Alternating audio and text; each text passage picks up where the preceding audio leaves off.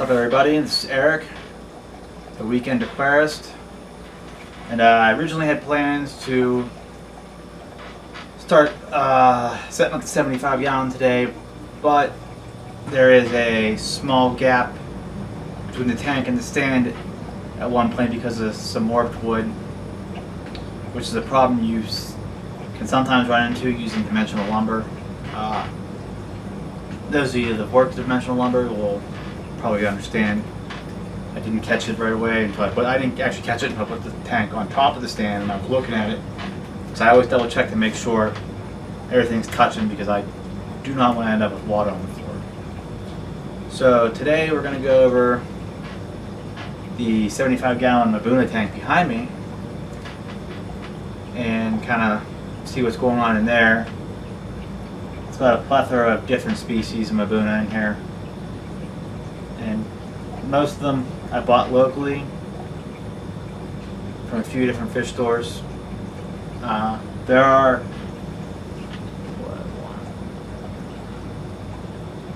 at least 3 I bought online. Some of the ones that are more rare, harder to find, like the Pullet cichlid, I think that's how you say its name. Alright, let's take a closer look.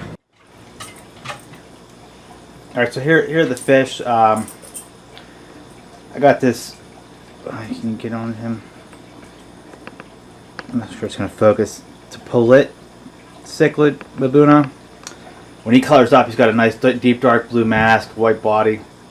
Looks great. I actually ordered him online. It's not very common to see in the stores.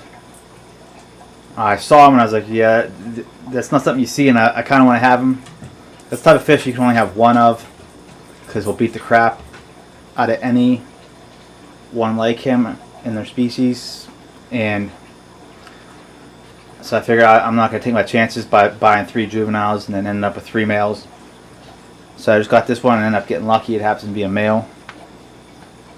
Let's see what else I got. I have 2 pearl mutts in here. Unless they're somewhat common. That guy back there, I'm not sure if it's able to focus. It's bright white, almost a pearl color. You gotta be careful because that will breed with a yellow lab. I've had it happen before, but with this particular tank, it's kind of let nature take its course. I do have this breeder box up here that has a Johani fry in here that made it to the sump, so it's kind of hanging out in there until it's big enough to either go in here or go in another tank. I do have these marmalade cats. See this, like, blue and yellow.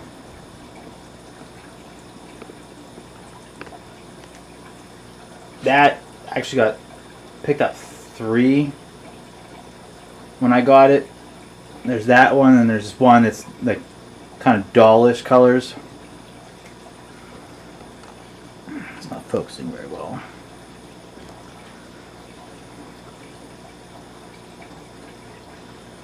I got a plethora of other ones, some more common than the others, like a whitetail ACI, yellowtail ACI, yellow lab, a Semitilapia afra, kobu. There was 3 of those. I hadn't. You might be able to see some marks.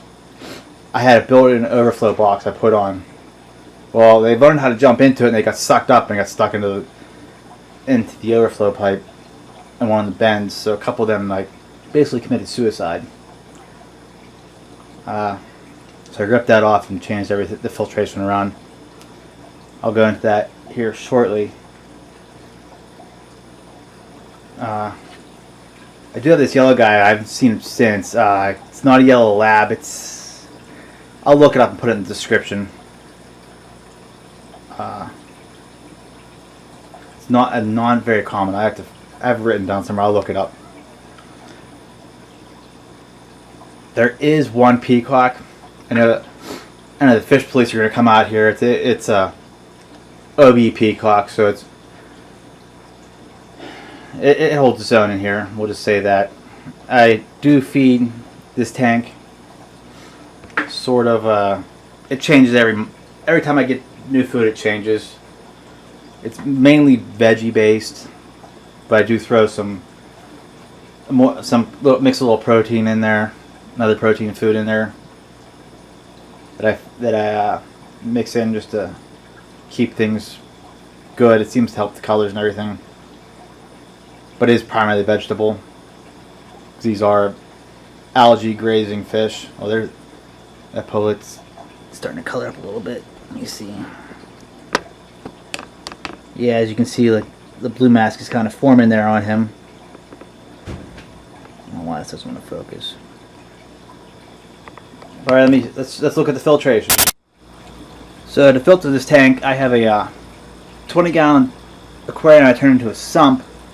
The water line's a little low from evaporation. I'm due for a water change and everything. Not today, because there's no time today for that, but tomorrow likely. But this does the majority of the filtering. There's some pot scrubbies, matrix, lava rock, other miscellaneous biomedia, and also you can see over here in the return compartment I have a bunch of sponge filters just hanging out, ready to go for a rainy day. The first compartment is just basic quilt batting wrapped around a sponge, which catches some of the debris. There's still some that gets past that, but it catches the majority. And then there's also a Fluval 406 on this tank. That's going to move to the 75 along with the Fluval 306. It's on the 55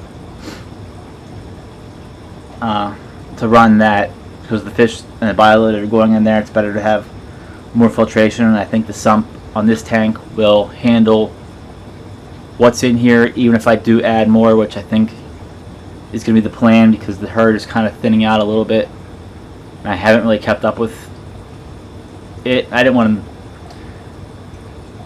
The tank is stable as is right now. I could add probably, we'll say 5 more fish to it, but we'll see how things go. So that's going to be it for this video. If you like what you saw, let me get some updates.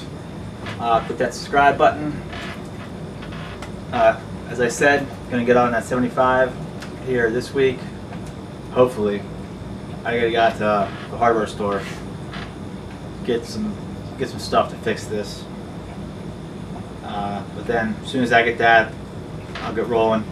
Also have a couple LED lights I want to kind of unbox and show, ones I already have set up.